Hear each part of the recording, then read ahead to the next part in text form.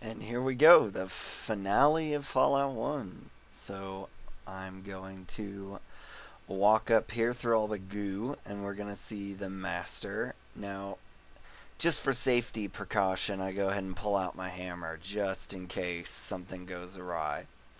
Unfortunately, I couldn't get away for you to hear the master because Fraps just started closing whenever I opened Fallout, so it was more or less hopeless. But I'm going to show you the peaceful way to end this game. As long as you've talked to Vree and you got the mutant autopsy data, you can do this ending. You can also just fight and kill the master, which I'm not going to do because I like this way, and I leveled up my speech for a reason.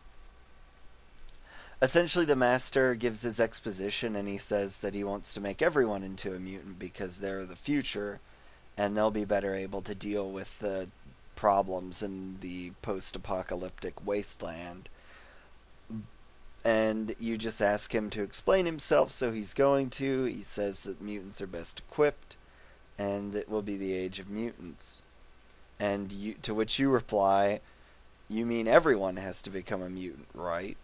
And he says, all that resist will be destroyed and turned into mutants.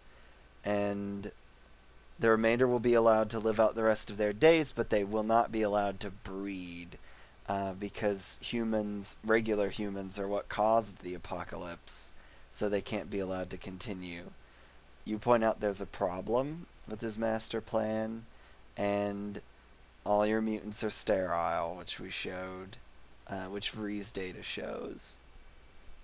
And he said, do you have proof? Of course I do. Here it is. So I give it to him from the Pip-Boy. You don't need as long as you've got the data in your Pip-Boy, you don't need to bring the disk with you here. And then you say he's lying, the facts are right in front of you. Because he disbelieves. But it can't be, he says. That would mean all my work has been for nothing. Everything I've tried to do a failure. It can't be. And as the B goes more like B, B, B. So, because the master is actually multiple people combined into one, and occasionally the other people will speak. And it's also sort of a combination of computer equipment, too. And he says you need to leave while you still have hope, because everything he's done has been madness. And leave now while you still have, and then a girl voice, hope. So you're going to click done now, and you have a countdown, which if you've done the mutant base already or seen that video, you know that's not good. So basically you just need to book it out of here as fast as you can through all the goo. Nobody's really going to try to stop you or notice at all. And you just go up to level 1. You'll have to get through past the mutants using the same dialogue line as you did last time. Just tell them you're on super important business and how dare they interrupt. Which will happen right here. And blessings upon you. And you keep walking. And this door opens easily for you from the other side. So you don't have to worry about that guy doing his little patrol and having to get him in there properly.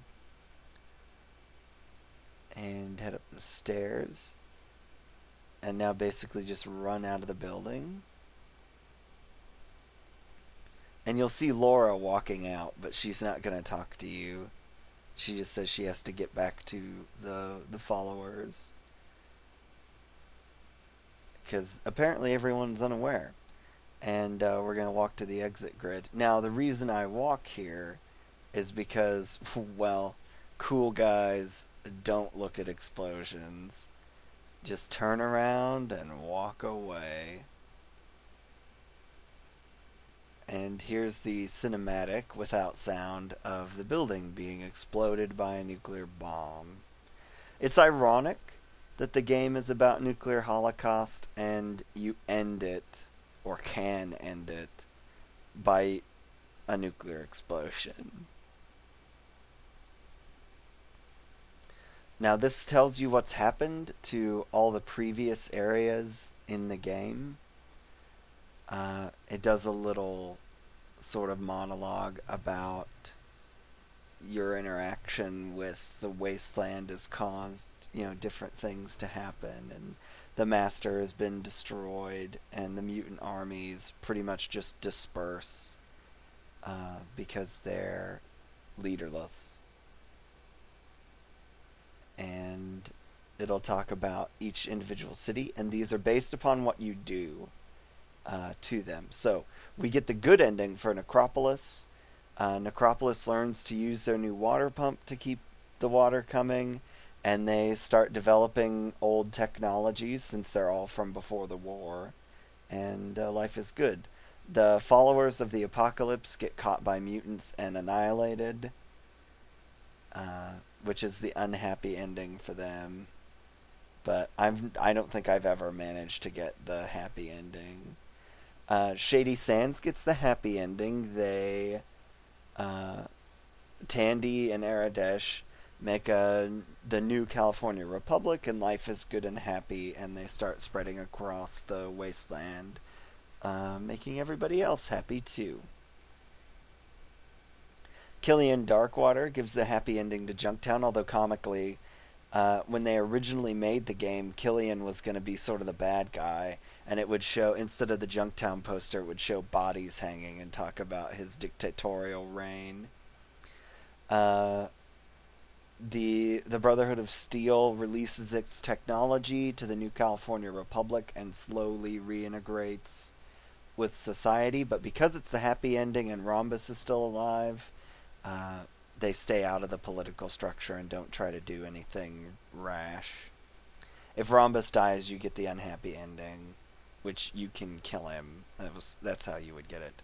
The hub gets the unhappy ending because I did the Decker missions, and because in the original version it's glitched. The raiders are dispersed because I killed all of them, so they get the unhappy ending. And it says the only thing that's left unanswered is what happened to you. So this will demonstrate the end, or what happened to the Vault Dweller. Again, I apologize for not having the dialogue come through, but Fraps and any other audio recording software was being completely uncooperative. You've done it. That's wonderful. Amazing. I'm so proud of what you've accomplished, what you've endured. Yeah, it sucked in the wasteland, thanks. There's no way the people of the Vault can ever thank you enough for what you've done. You've saved all our lives. Who knows, maybe even saved the human race. But that's what makes the rest of this even harder. And you know he gets angry. Everyone will want to talk to you. Every youngster will look up to you and want to emulate you. And then what? They'll want to leave. What happens to the Vault if we lose the best of a generation? What if we're the only safe place left in the world? That's not true. You just gave us back all these lives. I can't take the chance of losing them. So, unfortunately, the Overseer's gonna stab us in the back. I've made a lot of tough decisions since I took this position, and none of them harder than this one. You saved us, but you'll kill us. I'm sorry, you're a hero, and you have to leave. Now, I'm going to go over this next little bit. So if you have Bloody Mess, or you click really quickly, you can kill the Overseer, and he has a particularly gory death. But otherwise, this is the end, and it shows the Vault Dweller walking out into the wasteland. So, that's Fallout 1. I used Sony Vegas to render all of this. I used HyperCam 2 to capture the video, and I just used Windows Audio Recorder to capture my mic after. I'd like to thank all the folks at Interplay who made this awesome game, because I've played it a bajillion times and it never gets old. It's one of the best games I've ever played. And of course it spawned the new games made by Bethesda. So to wrap it up, I'll put links on how to purchase this game if you're interested in the bottom. But otherwise, thanks for watching. I apologize that we couldn't get more audio. In the future, in my future videos, I will be able to fraps things. So thanks.